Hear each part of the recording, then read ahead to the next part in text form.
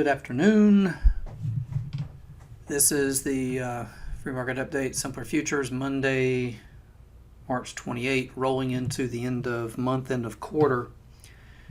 And I want to start with a daily chart here, see if we can come up with an idea. Last week we were looking at the long trying to target 45.30, and those came in. And with that, to be honest with you, I was really looking, I mean, that was a nice target for the long for last week, but I was really looking for this thing to start to come in this week, like ideally starting today. However, as we can see, this thing has persisted, all right? Look at count with me here. We got 1, 2, 3, 4, 5, 6, 7, 8, 9, 10 days of virtually straight up with one day right there in the middle that was a down day, not much. It was an inside range day, so not down much at all. So it's like 9 of the last 10 just straight up.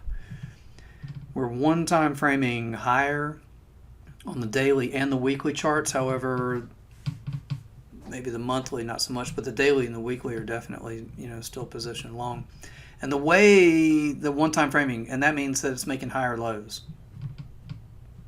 And even that was the case here on this down day, because it doesn't have to make a higher high, it just has to keep a higher low, and it did.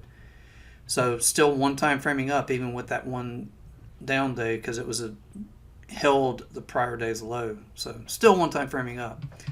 It's overbought though. I mean, this is really pretty persistent, honestly. I mean, an example like here today, here's what we're looking for like today. That is, line in the sand over under basically 45.25. And if it happened to be bullish, then up into these bull targets. But if it would fail and trade lower, then bear targets is something that I want us to have in mind for this week. So let's come back to that and revisit that in just a second. All right, so making my case on the daily, it's really long in the tooth. It's pretty extended. Coming into an intraday chart now, just concentrate on about right there for today forward. So we open, take out the first hour low, reverse, take out the first hour high, and end on an extreme at the top. That's called a neutral extreme day type, and in this case, neutral extreme bullish. What this implies is that there is basically just ran out of time is all, because the bell rang. So it's still got room to the upside. And if you remember, as we were just looking here, we're looking for overhead in this area, right? So given the fact that we're neutral extreme bullish, I could give it room to continue up a little bit tonight, certainly, because that's what this day type implies. But I'm looking for signs of it starting to come back in, all right? And I won't really know until we're back below that pivotal point, that line in the sand I pointed to at like 45.25, okay? So back below 45.25, and I want to target these bearish targets that I've got down here. It'd be 44.80, 50, and 25. I don't really see it getting to this 43.75, but certainly I would be looking for it, back into this area for a low for the week and support for a turn back higher, next week. Because remember, this week, end of quarter, we get some rebalancing, and it can be bearish for this week, but then turn back to bullish next week, right? So,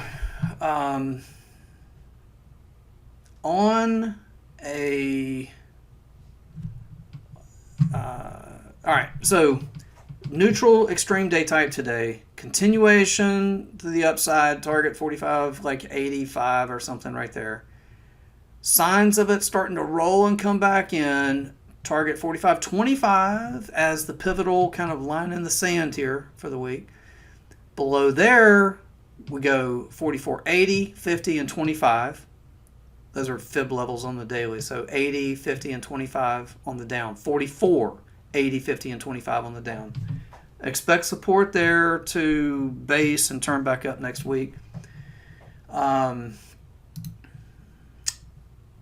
Now we need to talk about, well, what if it just, against all odds, just continues to just power, kind of straight ahead? Well, in that case, basically the main target above would be 46.33. It's an old quarterly settlement print, as is this one down here at 44.60 or so up here. There's one right there at 46.33, I believe, 32 or 33. I think it's 33.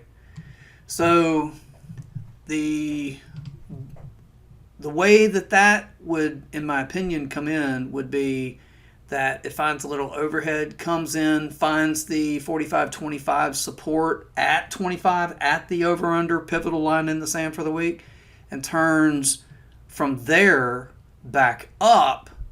45.25 turns from there back up, and you target 46.33. All right.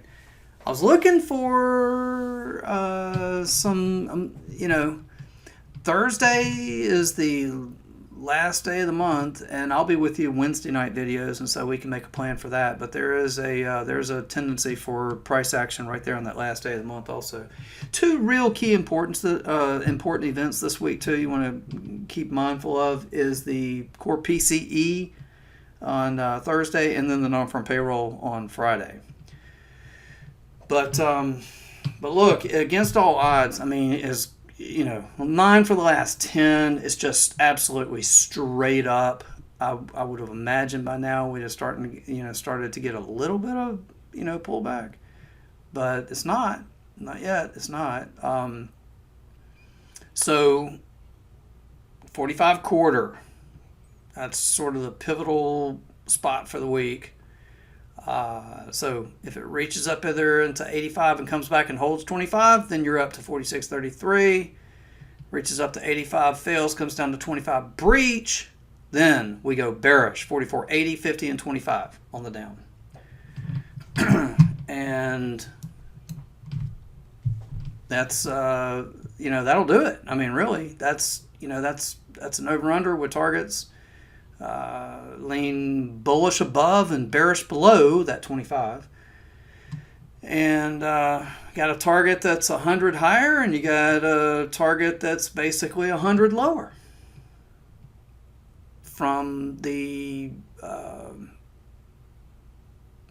the pivotal spot that I can think to offer you. So with that, I wish you good trading, and I will just look forward to being with you again on Wednesday night for the midweek update. Until then, good night. Without simpler trading, I could not have financial independence. This is one of the best investments I ever made in my life. It's helping me find consistency. It's one of the things that won me